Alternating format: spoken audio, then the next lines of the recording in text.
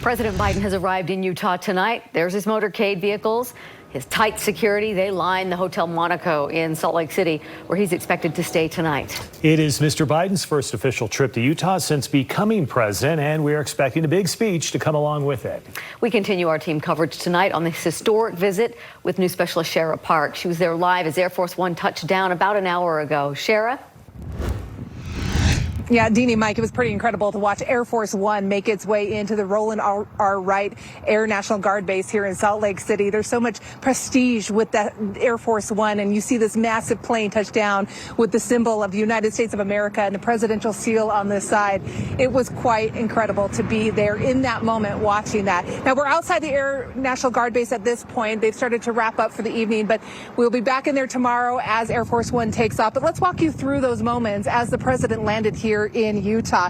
President Biden, the 46th president of the United States of America, touched down just before 4:30 this afternoon, and he exited Air Force One within just a few minutes. He was very quick about that. He was greeted by the Governor, Spencer Cox, and First Lady Abby Cox, as well as Salt Lake City Mayor Aaron Mendenhall and Salt Lake County Mayor Jenny Wilson. But the first handshake and greeting actually went to Major General Michael Turley, the adjunct general for the Utah National Guard. I had a chance to speak with him about that honor, about that greeting, and here's what he had to say.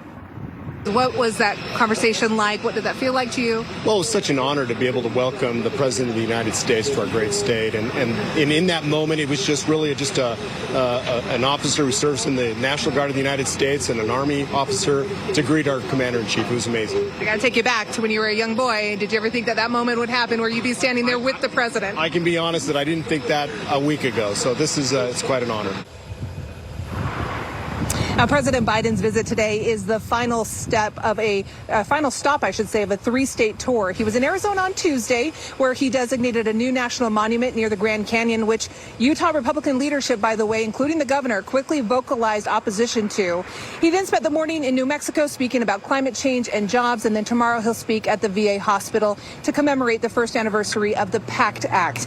Now, preparing for a presidential visit takes a lot of work, especially for the Utah Air National Guard, which is where Air Force One landed today and is right now. I spoke with the commander, Brandon Taylor, who was the second to greet the president. He says it's always hectic, always chaotic when a president visits, but it's an honor.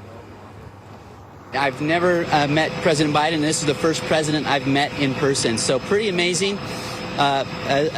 Regardless of your politics, you still have to love the office of the United States presidency. When Air Force comes on the base, it's a symbol of our great nation, the greatest nation in the world.